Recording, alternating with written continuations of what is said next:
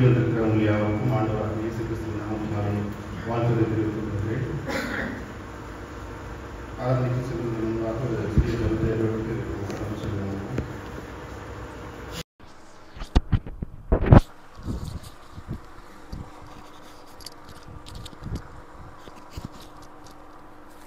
ஜெபிப்போம். எங்கள் அன்பின் நல்ல பிதாவே, ஆஸ்வதிக்கப்பட்டதான இந்த வாரத்தின் முதல் நாளிலே அடியர்களாகிய நாங்கள் ஒருமித்து உடைய வார்த்தைகளை உடைய கட்டளை நிறைவேற்றும்படியாக நாங்கள் கூடி வந்திருக்கோம். தோற்றமே இப்படிப்பட்டதான ஸ்லாக்கியத்தை நீர் எங்களுக்கு கொடுத்துருக்க மாபெரும் தயவுக்காய் கூட நாங்கள் மீண்டுமாக நன்றி சொல்லுகிறோம். இந்த நாளிலே கூட அடியனுக்கு நீர் கொடுத்த இந்த தருணத்திற்காக நன்றி சொல்லுகிறோம். இந்த நாளிலே கூட அடியின் மூலமாய் பேசுகிற ஒவ்வொரு வார்த்தையும் என்னுடைய சொந்த கருத்தாய் இல்லாமல் நீர் என் மூலமாக இருந்து உடைய வார்த்தைகளை வெளிப்படுத்துவீர் என்பதை கூட நான் விசுவாசிக்கிறேன். ஆரம்ப முதல் முடி வரைக்கும் எங்களிடத்தில் எந்த ஒரு தடங்களும் சோறும் இல்லாதபடிக்கு நான் நேர்த்தியாக இதை கடந்து செல்லும்படியாக என் வழியெடுத்த வேண்டுமா இயேசு கிறிஸ்துவின் நாமத்தினால் கேட்கும் நல்ல பிதாவே.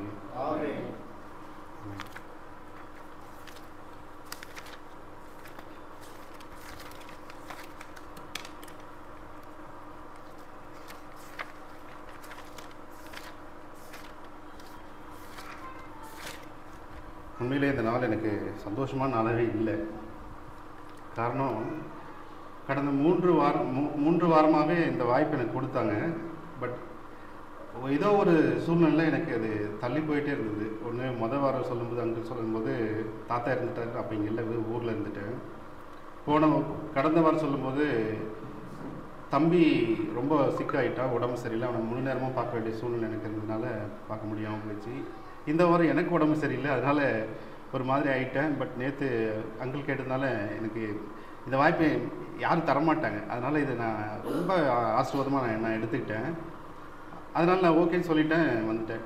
ஆனால் இன்றைக்கி காலையில் கூட எனக்கு என்ன ஆச்சு அப்படின்னா 2-3 தடங்கள் வந்துட்டு தான் இருந்தது.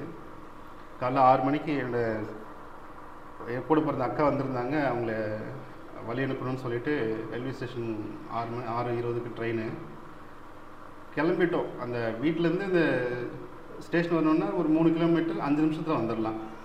நீங்கள் மாரத்தன்றதுனால நான் ஒரு 6 கிலோமீட்டர் ஒரு 30 நிமிஷத்தை சுற்ற விட்டுட்டாங்க. கண்ணு முன்னாடி ட்ரெயின் போயிடுச்சு, ஒன்றும் பண்ண முடியல என்னால். அப்புறம் மறுபடியும் ஒரு 7:30 மணிக்கு ட்ரெயினுக்கு அவங்க மறுபடியும் ரிசர்வ் பண்ணி புக் பண்ணி கொடுத்துட்டு வீட்டுக்கு போய் ரெடி ஆகிட்டு திரும்ப வர மறுபடியும் எல்லா இடத்துலையும் அதே லாக், எங்கேயுமே ஃப்ரீயாக வர முடியல. சுற்றி இப்போ ஒரு 10-15 நிமிஷம் லேட்டாக தான் வந்து எங்கே ஸ்டார்ட் பண்ணிடுவாங்களோ அப்படின்ற ஒரு பயத்திலே ஒரு பதட்டத்தோடு வந்தேன். அதனால் ஒரு பதட்டமான சூழ்நிலைக்காக நான் அப்படி அந்த வார்த்தையை சொன்னேன். வந்ததுக்கப்புறம் இன்னும் ஆரம்பிக்கலன்றப்போ எனக்கு கொஞ்சம் அப்போ தான் கொஞ்சம் காமாக முடிஞ்சுது. சரி, இது கொஞ்சம் இன்னும் தைரியமாக கூட நம்ம பேச முடியும் அப்படின்ற மாதிரி நான் எடுத்துக்கிட்டேன். அதனால் இந்த நாளில் கூட இதை எந்தளவுக்கு நான் முடிக்க முடியும்னு தெரியல. பட் நேர காலத்தாமதம் ஆகும்போது நான் எந்த அளவுக்கு சீக்கிரம் முடிக்கணும்னு முடிஞ்ச வரைக்கும் நான் ஷார்ட்டாக முடிச்சுக்கிறேன். இந்த நாளில் கூட இந்த தலைப்பு ரொம்ப முக்கியமான தலைப்பு. காரணம் என்னென்னா, நான் மொதல் வாரம் எனக்கு இந்த செய்தி கொடுக்கும்போது ஒரு கீழ்ப்படிதல்ன்ற ஒரு தலைப்பை நான் எடுத்து நான் பண்ணேன். அது சொல்லும்போது கூட நீங்கள் கிறிஸ்துவை ஏற்றுக்கொண்டு தேவனுக்குள்ளே வந்துட்டீங்க அப்படின்னா உங்களோட முதல் தகுதி என்னவாக இருக்கும் அப்படின்னா அது கீழ்ப்படிதலாக தான் இருக்கும். ஓகே, அடுத்தது என்ன ஒரு தகுதி நான் நினைக்கிறேன் அப்படின்னா ஐக்கியம். அது மனுஷனுக்குள்ளாக இருக்கிற ஒரு ஐக்கியமாக இருந்தாலும் சரி, மனுஷன் தேவனோடு கூட இருக்கிற ஐக்கியமும் ரொம்ப முக்கியமான ஒன்றா தான் இருக்குது. இந்த ஐக்கியன்றது ஒரு வார்த்தையில் டிஃபைன் பண்ண முடியாது, விளக்க முடியாது. அதுக்கு நிறைய வார்த்தைகள் சேர்ந்து இல்லை நிறைய காரியங்கள் அதுக்குள்ளாக அடங்கியிருக்குது. அது நம்ம ஒவ்வொன்றா நம்ம பார்க்க முடியும். இன்றைய நாளில் கூட நாம் ஒரு கூடியிருக்கிறோம் அப்படின்னா இதுவும் ஒரு வகையான ஐக்கியம்தான். அது நீங்கள் தனிப்பட்ட முறையில் ஒன்றுமே பண்ண முடியாது. இன்றைக்கி நம்ம எல்லோரும் சேர்ந்து இந்த காரியத்தை செய்கிறோன்னா இது ஒரு ஐக்கியம். இந்த ஐக்கியம் நாம் யாருக்காக பண்ணுறோம்? தேவனுக்காக பண்ணுறோம். அந்த உறவை நம்ம இன்னும் வலுப்படுத்துகிறோம். இது ஒரு மிக முக்கியமான ஒரு ஐக்கியமான ஒரு காரியமாக ஐக்கியம் என்று சொல்லக்கூடிய ஒரு காரியமாக இருக்கிறது. பொதுவாக ஐக்கியம் இந்த வார்த்தை கூட இன்னும் நம்ம எளிமையான பதத்தில் சொல்லணும் அப்படின்னா எப்படி வேறு எந்த வார்த்தையில் சொல்லலாம்? இங்கிலீஷில் யுனைட்டின்னு நம்ம சொல்லுவோம். தமிழில் கூட இன்னொரு வார்த்தை என்ன சொல்லலாம்? ஒற்றுமை. இந்த ஒற்றுமைன்னா ஒருத்தர் இன்னொரு மாதிரி இருக்கிறதுனால ஒரே மாதிரி இருக்காங்க அப்படின்ற ஒரு அந்த அர்த்தமா? இல்லை. அப்போ ஒற்றுமைன்னா வேறு எப்படி சொல்ல முடியும்? நான் கேட்குறது என்ன, இப்போ ஒரே மாதிரி இன்னொருத்தங்க இரட்டையாராக இருக்கிறாங்கன்னா அப்போ அவங்க 2 பேரும் ஒற்றை, அப்போ அந்த மாதிரி அந்த பதம் சொல்ல முடியுமா? சொல்ல முடியாது. அப்போது ஒற்றுமை அப்படின்றது என்ன அப்படின்னா அவங்க 2 பேருக்கு இருக்கிற ஒரு உறவை என்ன சொல்லுது, உறவை சுட்டி காட்டுறது தான் இந்த ஒற்றுமைன்றதும் ஐக்கியன்றது சொல்கிறது. 2 பேருக்கான உறவு கூட பிறக்கிறதுனால வராது, பிறக்கிறதுனால மட்டுமே இந்த ஐக்கியம் நான்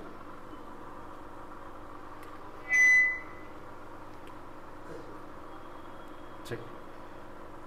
நீங்கள் சரீர பிரகாரமாக நீங்கள் ஒருத்தருடைய அண்ணனாவோ தங்கச்சியாவோ இல்லை எப்படி நீங்கள் சகோதரமாகவோ நீங்கள் பிறக்கிறீங்க அப்படின்னா அது அந்த வகையில் ஒரு ஒற்றுமையை உங்களால் நான் சொல்லலை.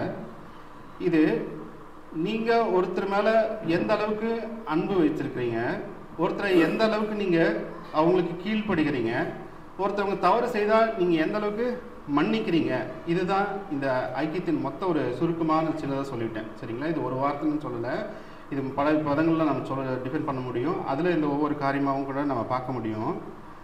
நான் சொன்னேன், தேவனுக்கு மிக முக்கியம், தேவனிடத்திற்கு நீங்கள் பிள்ளைகளாக இருக்கிறீங்க, கிறிஸ்துவுக்கு ஏற்றுக்கொண்டீங்கன்னா உங்களோட 2வது தகுதி நான் சொல்கிறது. நான் 2வது தகுதி நான் என்ன சொல்கிறேன்னா, இது ஐக்கியமாக இருக்கிறது. ஏன் அப்படின்னா இந்த ஐக்கியம் நீங்கள் வீட்டிலிருந்து ஸ்டார்ட் ஆகுது. நீங்கள் காலையில் தூங்கி எந்திரிக்கிறீங்க அப்படின்னா வீட்டில் ஒரு சந்தோஷம் சமாதானம் ஒரு ஐக்கியம் இல்லை அப்படின்னா அதனால் சந்தோஷமாக இருக்காது. இன்றைக்கி எத்தனை பேர் நீங்கள் எல்லாருமே குடும்பமாக இருக்கீங்க, சில பேர் எல்லாமே குடும்பமாக தான் வந்திருக்கீங்க. இதில் மேபி ஒருவேளை வீட்டுக்குள்ளே ஒரு 2 பேரை பிறந்திருக்கலாம், இல்லை 4 பேராக இருக்கலாம், 6 பேர், எத்தனை பேர் வேணாலும் இருக்கலாம். ஆனால் ஒருத்தராவது குறைஞ்சபட்சம் ஒருத்தராவது இன்னொருத்தர்கிட்ட பேசாத ஒரு சூழ்நிலை யாருக்காவது இருக்கும், கண்டிப்பாக இருக்கும்னு நினைக்கிறேன். பேசாத மீன்ஸ் அவங்கக்கிட்ட பேச்சுவார்த்தை வைக்காமல், பையனாக இருக்கலாம், இல்லை பையன் அப்பா மேலே இருக்கலாம், அவங்களுக்கு பேச பிடிக்காமல் இருக்கலாம். இப்படி ஏதோ ஒரு சூழ்நிலைனால ஒருத்தர் இன்னொருத்தர் கூட பேசாமல் கூட சூழ்நிலை இருக்கலாம். அந்த சூழ்நிலை அந்த குடும்பத்தார் மத்தியில் எப்படி ஒரு ஐக்கியம் இருக்குன்னு எனக்கு தெரியல. இது ஒருத்தர் மட்டும் இல்லை, சில குடும்பம்லாம் இருக்காங்க, 4 பேர்னா 4 பேர்கிட்ட பேசிக்க மாட்டாங்க. போய் ஏதாவது ஒரு டிவி முன்னாடி பேசுகிறதோ இல்லை ஒரு செவுத்துக்கிட்ட நின்று திரும்பி பேசிட்டு ஜாட மாதிரியே சொல்லுவாங்க, அதை போய் எடுத்துகிட்டு வா, நான் இது சொன்னல, இதை வச்சுட்டு போகிறேன், நீ எடுத்துக்கோ அப்படின்ற மாதிரி. அது அவங்கக்கிட்ட சொல்லாமல் என்ன பண்ணுறது, இன்னொருத்தர்கிட்ட மூலமாக ஒரு குழந்தை மூலமாகவோ இல்லை ஒரு ஏதோ ஒரு பொருள் மூலமாகவோ இல்லை ஏதோ ஒரு செவுத்து மூலமாகவோ இல்லை ஒரு கண்ணாடி மூலமாகவோ ஜாடமாடியாவோ என்ன பண்ணுவாங்க, அவங்க பேசிக்குவாங்க. இது ஐக்கியம் கிடையாது. எவ்வளோ சூழ்நிலை இருந்தாலும் கூட, ஒரு குடும்பத்தில் எவ்வளோ பிரச்சனை இருந்தாலும் கூட அதை மன்னிக்கிறது தான் என்னது, மன்னிக்கிறது தான் ஐக்கியமாக இருக்கிறது. அப்போது ஐக்கியம் எங்கே முதல்ல ஆரம்பமாகிறது, குடும்பத்தில் முதல்ல என்னங்குது, ஐக்கியம் ஆரம்பிக்குது. குடும்பத்தில் ஐக்கியம் தான் அந்த குடும்பத்தில் ஒற்றுமை இருக்கும். வேறு யாரும் நம்மளை சீண்டி பார்க்க மாட்டாங்க. இல்லைன்னா வச்சுக்கோ, ஒரு சூழ்நிலை ஏதோ ஒரு சூழ்நிலை பேசாமல் இருக்காங்க, அந்த குடும்பத்தோட ஒரு ஒன்றா இல்லாமல் இருந்தாங்கன்னா இன்னொருத்தவங்க அவங்கள என்ன சொல்கிறது, எளிமையாக அவங்கள என்ன பண்ணுவாங்க, என்ன தூண்டி விடுறதோ இல்லை அந்த வீட்டிலேருந்து ஏதோ ஒன்று பண்ணுறதுக்கு நிறைய வாய்ப்புகள் இருக்கும். சரிங்களா? அப்போ அந்த மாதிரி வாய்ப்பை நம்ம கொடுக்கக்கூடாமல் இருக்கணும். இன்னொரு வீட்டை விட்டு வெளியே வந்தீங்க அப்படின்னா அடுத்த இடம் எங்கேவா தான் இருக்கும், ஒரு வேலைக்கு நீங்கள் போவீங்க. அந்த வேலைக்கு போகிறீங்க அப்படின்னா நீங்கள் ஒருத்தர் மட்டுமே அந்த வேலையை பார்க்குற மாதிரியான வேலைகள் நிறைய எல்லாமே இருக்கா? இல்லை. ஒருத்தரை சார்ந்து இன்னொருத்தங்களை சார்ந்து கூட இருக்கிற நிறைய வேலைகள் இருக்குது. அங்கே போனோன்னே முதல்ல என்ன பண்ணுவாங்கன்னா, இந்த டீம் லீடர் என்ன பண்ணுவாங்க, அந்த டீமை ஆர்கனைஸ் பண்ணுவாங்க. இந்த வேலையை நீங்கள் இதெல்லாம் சேர்ந்து தான் பண்ணணும், நம்மலாம் என்ன பண்ணணும், ஒற்றுமையாக தான் இந்த வேலையை பண்ணது தான் என்ன பண்ணுவோம், முடிக்க முடியும் அப்படின்னு சொல்லிட்டு அவங்களுக்குள்ள ஒரு டார்கெட் வைக்கிறது, இல்லை அவங்களுக்குள்ள ஏதாவது ஒரு அட்ஜஸ்ட்மெண்ட்டை பண்ணுறது, இன்னொருத்தங்க சஃபில் பண்ணி வேலையை பிரித்து கொடுக்குறதுன்னு சொல்லிட்டு அங்கே ஒரு ஒற்றுமையை க்ரியேட் பண்ண முடியும். அங்கே ஒருத்தங்க ஒற்றுமை இல்லைன்னா அந்த வேலை முடிக்க முடியுமா? கண்டிப்பாக முடிக்க முடியாது. அப்போ நீங்கள் வீட்டை விட்டு வெளியே வந்தாலும் கூட நீங்கள் செய்கிற அந்த என்ன சொல்கிறது, அந்த பணித்தளத்தில் கூட என்ன பண்ண தேவை, ஒற்றுமைன்றது ரொம்ப அவசியமாக இருக்கிறது. அடுத்ததாக நம்ம என்ன பண்ணுறோம், சபைக்காக வரோம். இந்த சபையில் ஒரு ஒற்றுமை இல்லைன்னா இந்த சபை எங்கம்மா, அதில் ஒரு பிரயோஜனமே கிடையாது. நீங்கள் இங்கே சத்தியத்தை குறித்து நீங்கள் என்ன தான் பேசினாலும், அன்பை குறித்து என்ன தான் பேசினாலும், இங்கே ஒற்றுமை இல்லைன்னா என்ன பண்ணுறது, அதோட வேல்யூ 0 தான். அதுக்கு பிரயோஜனமே கிடையாது. அதுக்கு வராமல் கூட இருக்கலாம். அந்தளவுக்கு அது விசனமான ஒரு காரியமாக இருக்குது. அப்போது இந்த சபையில் ஒற்றுமை இருக்குது அப்படின்னா இன்றைக்கி நிறையா நான் இங்கேன்னு சொல்ல, பொதுவாக எல்லா இடத்துலையுமே கூட இந்த என்ன சொல்கிறது, எல்லாருமே ஒரே மாதிரி இருக்கிறது கிடையாது. ஒருத்தங்களுக்கு பிடிக்காம கூட இருக்கலாம். அவங்க வெளியில் போய் என்ன பண்ணுவாங்க, அவங்க மற்றவங்கிட்ட அவர் இப்படி பண்ணுறாரு, எது சொன்னாலும் கேட்குறது கிடையாது, அவர் இஷ்டத்துக்கு பண்ணுறாரு, எனக்கு இதில் விருப்பம் இல்லை பிரதர் அப்படின்னு சொல்லிட்டு போகிறவங்க நிறைய பார்க்குறோம். அப்படியே அவர் வேலைக்கு போவார், அவருக்கு சாதகமாக இருக்கவங்களை அப்படியே கூப்பிடுவாங்க, தனியாக அவங்க ஒரு பிரிவினையை உருவாக்குவாங்க. அது சர்ச் ஆஃப் கிறிஸ்டின் போனாலும் சரி, இல்லை வேறு எந்த இருந்தாலும் சரி, ஒரு புதுசாக உருவாக்குவாங்க. சரி, அப்படி தான் உருவாக்கி அதை இன்னும் கொஞ்சம் டெவலப் பண்ணுவான்னு பார்த்தோன்னா அங்கே கூட இல்லாமல் என்ன பண்ணுது, அது அடியோடு அது அப்படியே போயிடுது. அவங்களும் போக முடியாமல் போயிடுது, அவங்கள சார்ந்து போனவங்களும் சபைக்கு போக முடியாது. ஏன்னா இவங்க நம்பி அந்த சபையில் விட்டு வந்துட்டாங்க. அப்போ மீண்டும் அந்த சபைக்குள்ளே போய் அவங்களோட சேர முடியாத சூழ்நிலையும் அவங்களுக்கு ஏற்படுது. சரிங்களா? அப்போது சபையில் கூட அநேகர் ஐக்கியமாக இல்லாமல் ஒருத்தருக்கு ஒருத்தர் என்ன பண்ணுறது, விரோதமாக ஒரு காரியத்தை உண்டு பண்ணி அவங்களும் வெளியே போய் மற்ற மக்களையும் என்ன பண்ணுறாங்க, அவங்க பிரிக்க தான் முயற்சி பண்ணுறாங்க. அது ஒரு ஐக்கியம் கிடையாது. அப்போ ஒற்றுமை என்பது என்னது, ஒரு உருவமைப்பு கிடையாது, ஒரு தனிப்பட்ட மனுஷன் பண்ணுறக்கூடியது, ஒருத்தங்க இன்னொருத்தங்களை சார்ந்து இருக்கிறது தான் இது ஒற்றுமையாக சொல்லப்படுகிறது.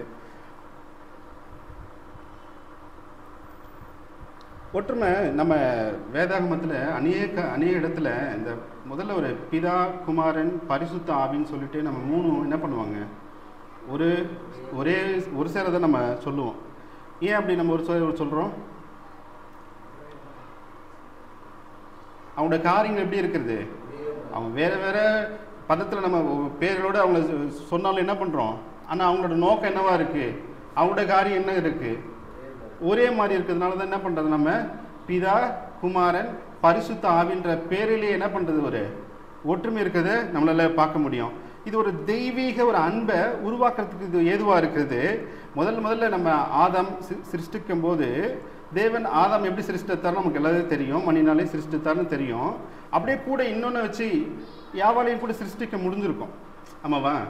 இவனை ஆதாம் உருவாக்கும் போது யாவாலையும் அப்படியே உருவாக்கியிருக்கலாம், ஆனால் அப்படி பண்ணலை. என்ன பண்ணுறாரு, அவரோட சரீரத்திலேருந்து ஒரு இதுதான் எடுத்து இவளை உருவாக்க முடிஞ்சது.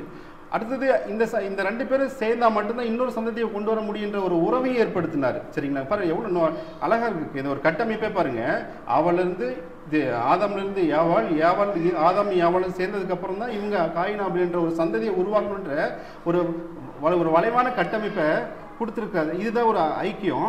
ஆனால் நம்ம அந்த சந்ததி வரும்போது என்ன பண்ணுறாங்க, ஒருத்தருக்குள்ள ஒருத்தர் ஏதாவது ஒரு பகையை ஏற்படுத்தி கடவுள் போட்ட திட்டத்தை நம்ம என்ன பண்ணுறோம், பிரிக்கணும்னு நினைக்கிறோம். இதுதான்.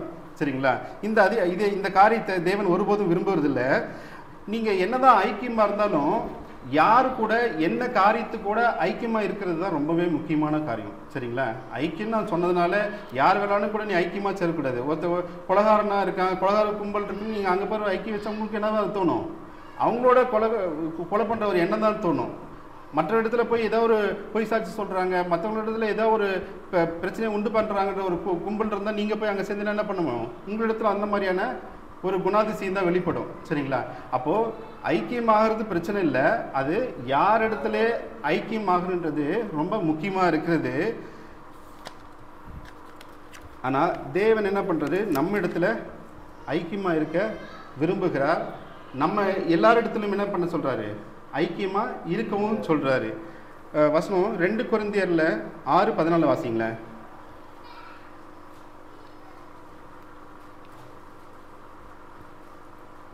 2 கொரிந்தியர் 6:14.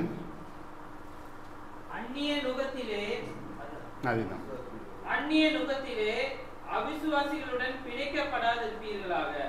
நீதிக்கும் அநீதிக்கும் சம்பந்தம் ஏது, ஒளிக்கும் இருளுக்கும் ஐக்கியமே. பார்த்தீங்கன்னா, அநீதிக்குள்ள போயிட்டு என்ன பண்ணாத, சம்மந்தம் வச்சுக்காது. அங்கே போனால் என்ன தான் நடக்கும், ஒரு அநீதி தான் நடக்கும். இங்கே பகலுக்கும் இரவுக்கும் என்ன இருக்குது, வித்தியாசம் நல்லா இருக்குது. நீ பகலில் பிரயாணம் பண்ணால் உன்னோட வழி பிரகாசமாக இருக்கும், ஆனால் இருளில் போனால் எப்படி இருக்கும், உன்னால் பிரயாணிக்கவே முடியாது. அப்போ வித்தியாசம் என்ன நல்லா தெரியுது. அப்போ உன்னோட ஐக்கியம் என்னவாக இருக்கணும், நீதி உள்ள பாதையில் தான் இருக்கணுன்றத தெளிவு அந்த வசனத்தை சொல்லப்பட்டிருக்குது. அடுத்து எபிரேயர் 10ஆம் அதிகாரம் வசனம் 24-25 கூட வாசிங்க. எபிரேயர் 10ஆம் அதிகாரம் 24-25.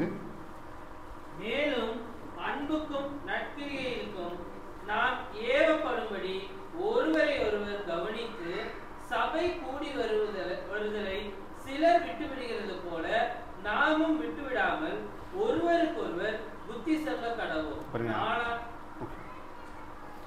அன்புக்கும் நற்கிரியையும் சொல்லப்படுது. ஒருத்தர் இடத்துல நீங்கள் அன்பு செலுத்துறீங்க அப்படின்னா அவங்க அந்த வாரம் நீங்கள் சபைக்கு வரலாம் கூட என்ன பண்ணுவீங்க, ஃபோன் பண்ணி விசாரிப்போம். அங்கிள்லாம் ரொம்ப அந்த விஷயத்தில் ரொம்ப கான்சியஸாக இருப்பார். இந்த ப்ரேயர் முடிஞ்சதுக்கப்புறம் என்ன பண்ணுவாங்க, ஒரு அறிவிப்புன்னு சொல்லிட்டு வரலன்னா அவங்க விசாரிங்க, ஏதோ ஒரு பிரச்சனைனா அவங்களுக்கு தெரியப்படுத்தி அதை விசாரிங்கன்னு சொல்லிட்டுறது. இது ஒரு வகையான ஒரு ஐக்கியம் தான். சரிங்களா? இது மாதிரி தான் உங்களிடத்துல என்ன கிரியை இருக்கோ அது நற்கிரியாக இருக்கணும்னு சொல்லிட்டு என்ன பண்ணுறார் தேவன் எதிர்பார்க்கிறார், உங்களிடத்தில் வைக்கிறார். எரேமியா 2ஆம் அதிகாரம் வசனம் 13 கூட வாசிப்போம்.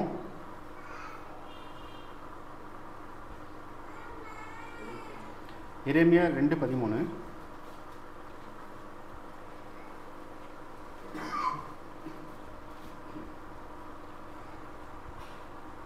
என் ஜனங்கள் 2 தீமைகளை செய்தார்கள். ஜீவ தண்ணீர் ஊற்றாகிய என்னை விட்டுவிட்டார்கள். தண்ணீர் நிற்காத தொட்டிகளாகிய வெடிப்புள்ள தொட்டிகளை தங்களுக்கு வெட்டி கொண்டார்கள். ஜீவ தண்ணீர்ன்றது அவர்கிட்ட இருக்கு, அதை விட்டுட்டோம். வெடிப்புள்ள தொட்டின்னு என்ன அர்த்தம்? ஒரு ஓட்டை பானையில் அதை கிராக்கர் ஏதாவது விரிசல் விட்ட ஒரு குடமோ ஒரு பாத்திரமோ ஏதோ ஒரு வச்சுருக்கோம் ஒரு, சரிங்களா? இப்போ உங்கள் தண்ணி அந்த தொட்டியில் பிடிச்சின்னு எப்படி தான் இருக்கும்? நீங்கள் எவ்வளோதான் நீ பிடிச்சி ஃபுல் பண்ணாலும் எவ்வளோ தூரத்துலேருந்து கொண்டு வந்தாலும் என்ன பண்ணுவது?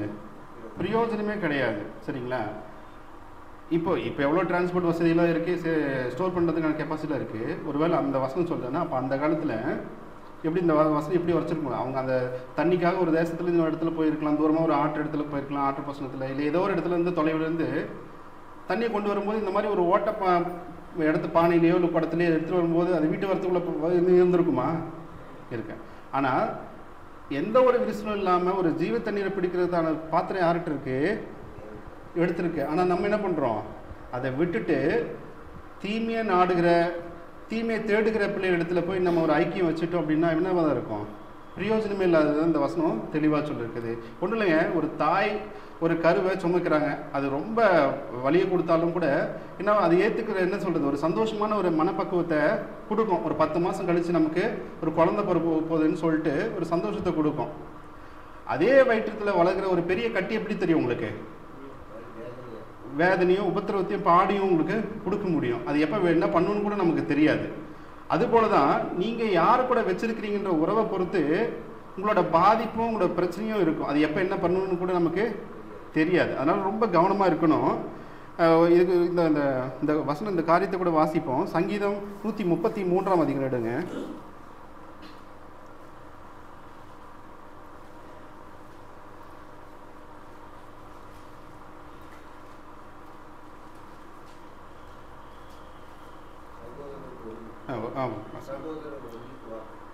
இதோ சகோதரர் ஒருமித்து வாசம் பண்ணுகிறது, எத்தனை நன்மையும் எத்தனை இன்பமுமானது. ஒன்றா பாசிக்கலாம். இதோ சகோதரர் ஒருமித்து வாசம் பண்ணுகிறது, எத்தனை நன்மையும் எத்தனை இன்பமும் ஆனது. சகோதரருக்குள்ள ஒரு என்ன சொல்றது ஐக்கியம் இல்லாத சூழ்நிலையை இந்த வேதாகமத்தில் நம்ம நிறைய சகோதர மத்தியில் நம்ம பார்க்க முடியும். முதலாவது என்னது, காயின் ஆபேல், அவங்களுக்கு ஒரு பிரச்சனை இருந்தது.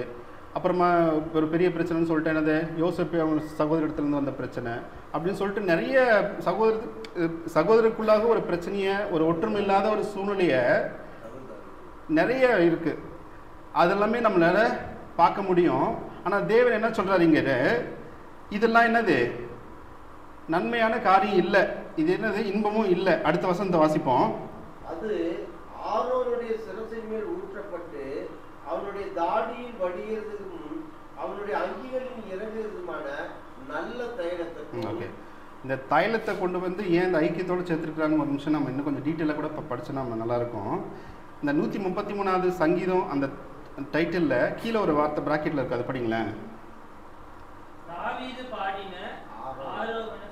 ஓகே, இதுக்கு என்ன அர்த்தம்? 150 சங்கீதம் இருக்கு, சரிங்களா? இந்த ஆரோகண சங்கீதம் அப்படின்றது என்ன அப்படின்னா, இது கிட்டத்தட்ட ஒரு 15 அதிகாரங்கள் வந்து இந்த ஆரோகண சங்கீதம்ன்ற பேரில் எழுதப்பட்டிருக்கோம், பாடப்பட்டிருக்கோம்.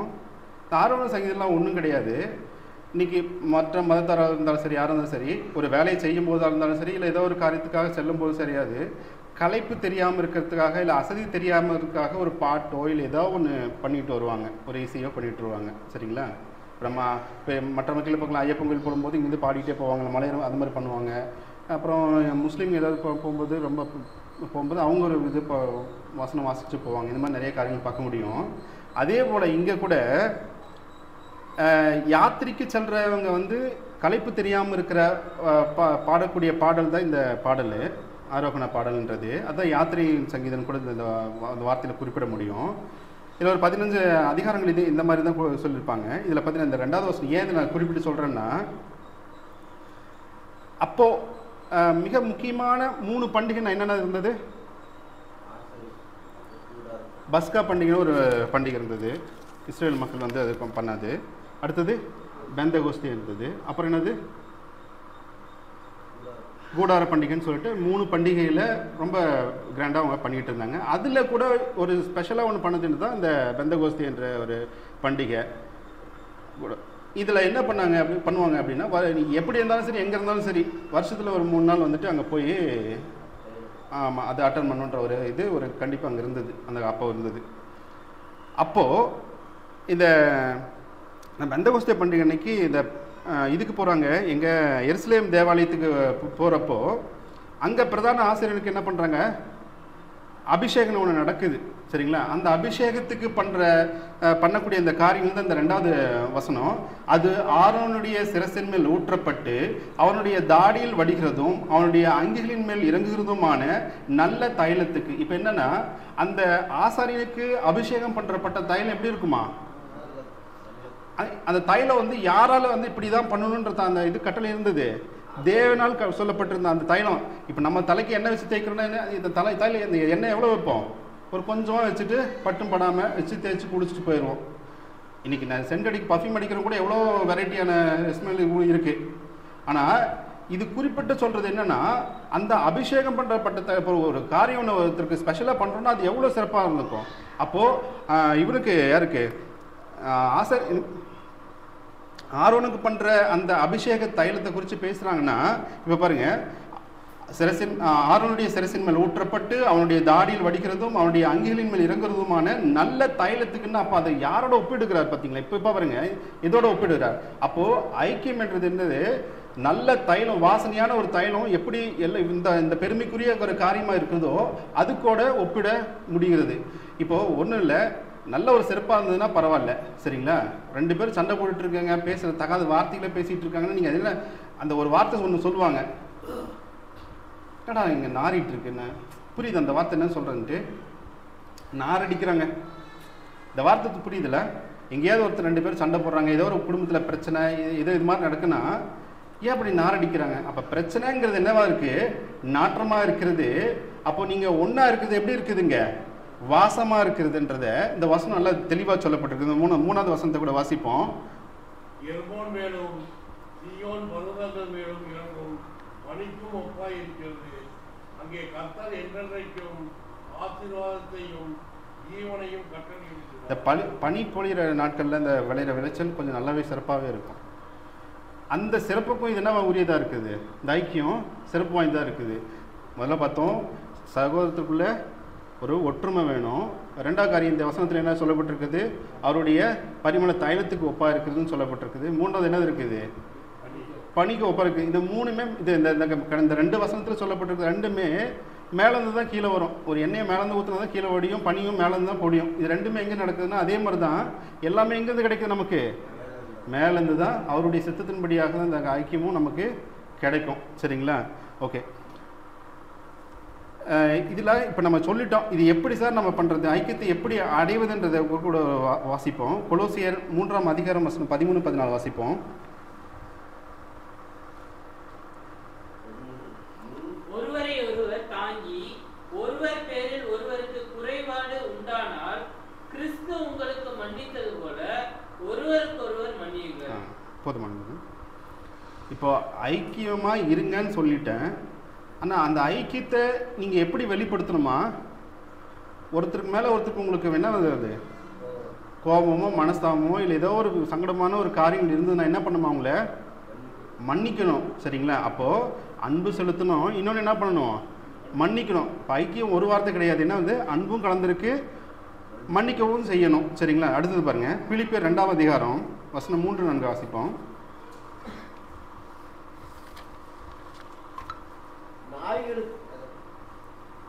ஒன்றையும் வாதினாலாவது வீண் பெருமையினாலாவது செய்யாமல் மனத்தாழ்மையினாலே ஒருவரை ஒருவர் தங்களிலும் மேன்மையானவர்களாக எண்ண கடவீர்கள். பாருங்க, இப்போ இங்க என்ன இருக்கான், மன தாழ்மை வேணும். எதுவாக இருந்தாலும் கூட நான் தான் பெருசுன்னு சொல்லிட்டு ஏறிட்டு போகிறது கிடையாது, தாழ்ந்து போகிறது தான் இங்கே ஐக்கியம்னு சொல்லப்படுது சரிங்களா. அப்போ என்னோட கூட ஒரு வார்த்தை சேர்த்துக்கலாம், அன்பு, மன்னிப்பு. இங்கே வந்து என்னது, தாழ்மை. இன்னொன்று கூட ஒரு பார்ப்போம். எபேசியர் 4ஆம் அதிகாரம் வசனம் 11-12 வாசிப்போம். அவைகளெல்லாம் எபேசியர் 4ஆம் அதிகாரம் 11-12. அவர் சிலர் மேலும் மேலும் நாம் அனைவரும் தேவனுடைய குமாரனை பற்றும் விசுவாசத்திலும் அறிவிலும் ஒருமைப்பட்டவர்களாகி கிறிஸ்துவினுடைய நிறைவான வளர்ச்சியின் அளவுக்கு தக்க பூரண புருஷராகும் வரைக்கும் பரிசுத்தவான்கள் சீர் பொருந்தும் பொருட்டு சுவிசேஷ ஊழியத்தின் வேலைக்காகவும் கிறிஸ்துவின் சரீரமாகிய சபையானது பக்தி விருத்தி அடைவதற்காகவும். இங்க பாருங்க, இங்க ஒரு பாவம், ஆதாம் செய்த பாவத்தினாலே நம்ம என்ன பண்ணோம், எதில் தள்ளப்பட்டோம், ஒரு இருளில் பாவத்தில் தள்ளப்பட்டிருந்த போது நாம் தேவனிடத்திலிருந்து எப்படியா இருந்தோம், விலகி இருந்தோம். சரிங்களா? ஆனால் அவர் நம்ம மேலே வச்ச அன்புனால ஐக்கியப்படணும், நமக்கு மேலே ஒரு என்ன சொல்கிறது, ஒரு உறவை ஏற்படுத்திக்கணுன்றதுக்காக யார் அனுப்புகிறாரு? இயேசு கிறிஸ்துவை. சாதாரணமாக நீ போய் அங்கே போயிட்டு என்ன பண்ணு, ஒரு கனெக்டிவிட்டி கொடுக்காத. சரியா? இப்படியெல்லாம் ஒரு இவ்வளோ பெரிய இதில் சூழ்நிலையை கொடுத்து அவரை மறிக்கணுன்ற ஒரு சூழ்நிலையை கொடுத்து வந்தது என்ன, அது அவர் தேவன் நமக்கு காட்டின ஒரு ஐக்கியம். எவ்வளோ பெரிய ஐக்கியம் பார்த்தீங்களா? இது ஒரு சாதாரண ஒரு விஷயம் இல்லை. சரிங்களா? அவர் பண்ணதும் கூட என்னது, அவர் உங்களையும் சரி ஐ மீன் நம்மளையும் தேவனையும் இணைக்கக்கூடிய ஒரு காரியமாக அவர் சிலுவையில் ரத்தம் சிந்தினார் என்பதை நம்ம புரிஞ்சுக்க முடியுது. அப்போது கிறிஸ்து இயேசுன்றவர் அவர் நமக்கு என்னவா இருக்காரு, நடுவராக இருக்கிறாரு. நாம் எல்லோரும் என்ன பண்ணுவோம், அவராலே இணைக்கப்பட்டிருக்கிறோம். அவர் நமக்கு சிந்தின பாவம் எல்லாமே என்ன பண்ணுது, இப்போ நான் செஞ்ச பாவத்துக்காக அவர் சிலுவையில் தொங்குறாருன்னு அப்போ நான் என்ன பண்ணியிருக்கிறேன், நானும் சிலுவையில் தொங்கியிருக்கிறேன் அப்படின்னு தான் அர்த்தம். அப்போ அவர் மரித்தாருன்னு நானும் என்ன பண்ணியிருக்கிறேன், மரிச்சிருக்கேன்னு அர்த்தம். அப்போ அவர் உயிர் தெழுந்தாருன்னு என்ன பண்ணோம், நானும் உயிர் தெழுந்திருக்கேன். அப்போது இவ்வளோ பெரிய கனெக்டிவிட்டி என்ன பண்ணியிருக்கிறாரு அவர் நம்ம கொடுத்து அவரோட கூட ஐக்கியமாக வச்சிருக்கிறாருன்றதை நம்ம புரிஞ்சுக்க முடியுது. அப்போது தேவனோடு ஐக்கியம் கொள்ளும்போது நம்ம என்னென்ன ஆசீர்வாதம்லாம் பெற முடியும்னு பாருங்கள். நித்தியமான ஒரு ஜீவனை நமக்கு கிடைக்கும், தேவ சமாதானம் கிடைக்கும், சந்தோஷம் மனநிறைவு கிடைக்கும், பாவ மன்னிப்பு கிடைக்கும், வழிகாட்டுதல் ஞானம் கிடைக்கும், பலமும் பாதுகாப்பு கிடைக்கும், ஜபங்களுக்கு விடை கிடைக்கும், பாரத்தை தாங்கக்கூடியவும் சோதனையை வெல்லக்கூடிய ஆற்றல் நமக்கு கிடைக்கும், ஆசீர்வாதங்களும் தேவையான அனைத்தும் நம்ம என்னது கிடைக்கிறதுக்கு வாய்ப்பு அதிகமாக கிடைக்கும். சரிங்களா? இப்போ இவ்வளோ நேரம் நம்ம பார்த்து எல்லாமே ஒரு மனுஷன் எப்படியாக ஐக்கியம் கொள்வது, தேவனுடைய ஐக்கியத்தை எப்படியாக பெற்றால் எப்படி ஆசீர்வாதம் கிடைக்குன்றதை நம்மளால பார்க்க முடிஞ்சுது. இப்போது தேவனோட ஒன்றிணைய நமக்கு எப்படி தான் வழி அப்படின்ற காரியத்தை கூட நம்ம இன்னும் டீட்டெயிலாக பார்ப்போம். எபிரேயர் 11:6 வாசிப்போம்.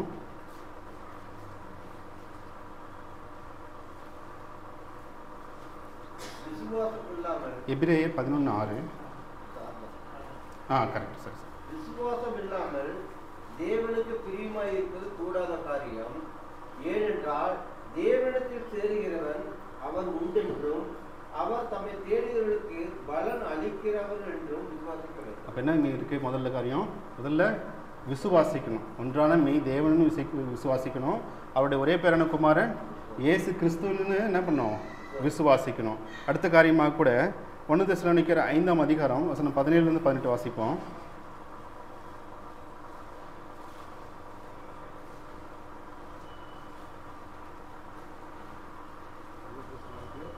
1 தெசலோனிக்கர் 5ஆம் அதிகாரம் 17-18. ஒருவனும் மற்றவருடன் செய்யும் தீமைக்கு தீமை செய்யாதபடி. 1 தெசலோனிக்கர் 5ஆம் அதிகாரம் 17. எல்லாவற்றிலேயும் ஸ்தோத்திரம் செய்யுங்கள். அப்படி செய்வதே கிறிஸ்து இயேசுவுக்குள் உங்களை குறித்து தேவனுடைய சித்தமாய் இருக்கிறது. 17 கூட வாசிங்க. ஆவி அவைத்து 17 இடைவிடாமல் ஜெபம் பண்ணுங்க. ஓகே, அப்போ என்ன பண்ணுவான், ஜபம். நான் ஆல்ரெடி இதுக்கு முன்னாடி நம்ம இப்போ எடுத்த ஜபம்ன்ற ஒரு அடுத்த தலைப்பு என்ன பண்ணோம், ஜபம் என்பது என்னது, தேவனோடு பேசுவது, உறவு கொள்வது அப்படின்னு பார்த்தோம். அப்போ இங்கே ஐக்கியமும் இங்கே உறவும் என்ன தானேச்சு, ஒன்றாயிடுச்சு. அப்போ நீங்கள் ஐக்கியம் கொள்ளணும்னா என்ன பண்ணணும், நீங்கள் தேவனோடு பேசணும். அதுதான் ஜெபியுங்கள் அப்படின்னு சொல்லப்படுது. அப்போ நீங்கள் ஜெபிக்கிறதுனாலும் தேவனோடு கூட ஐக்கியம் வைத்துக்கொள்ள முடியும். சங்கீதம் 119ஆம் அதிகாரம் வசனம் 105 வாசிங்க.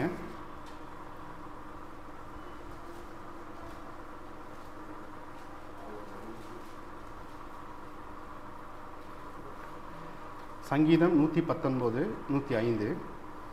உங்களுடைய வசனம் என் கால்களுக்கு தீபமும் என் பாதைக்கு வெளிச்சமாய் இருக்கிறது. பாருங்கள், எல்லாமே என்னது இந்த வசனத்தில் சொல்லப்பட்டு நம்ம நேரடியாகவோ இல்லை வேற ஒருத்தர் மூலமாகவோ தேவன் இருக்கிறான்றதை நம்ம கேட்க முடியும், அவ்வளோதான். ஆனால் இந்த வசனம் என்னவோ பண்ணுவான், நம்மக்கிட்ட பேசுமா, கிரியை செய்யும்.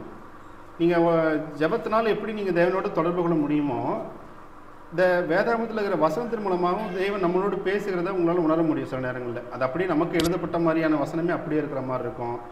நீங்கள் உணரக்கூடிய வசனமாகவும் அது இருக்கும். அப்போது தேவனுடைய இந்த வேதாகமத்தை வாசிக்கிறது மூலமாக என்ன பண்ண முடியும், நம்ம தேவனோடு கூட ஒரு தொடர்பு, ஒரு ஐக்கியத்தை இருக்கிறதுன்றதை நம்ம உணர முடியும். ஏசாயா 59 அதிகாரம் வசனம் 2 கூட வாசிப்போம்.